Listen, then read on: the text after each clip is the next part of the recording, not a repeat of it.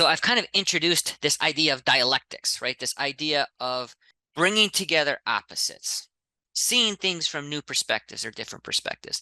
And I've mentioned a few examples of dialectics, well, 5 so far, but the main dialectic, like the main balancing act, the main middle path of all of DBT is right here. This idea of acceptance and change.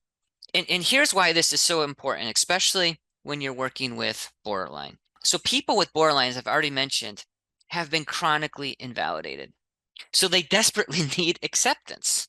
But then on the other hand, people with borderline are also doing things to cope, quote unquote cope, but their ways of coping are making things much worse. And in addition, sometimes they're even suicidal. So in other words, they desperately need to change.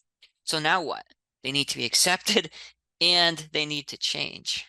And so when Marsha Linehan was trying to figure out a model to treat these symptoms, what she realized was we don't have the luxury of choosing either acceptance or change.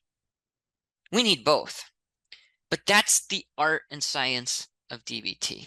It is knowing for any given client, any given situation, what's the right balance. And I can't give you an algorithm to follow, right? This takes time and practice.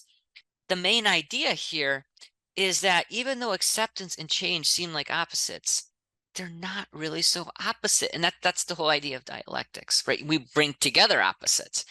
Because if you think about it, the more you accept someone, you're already helping them change.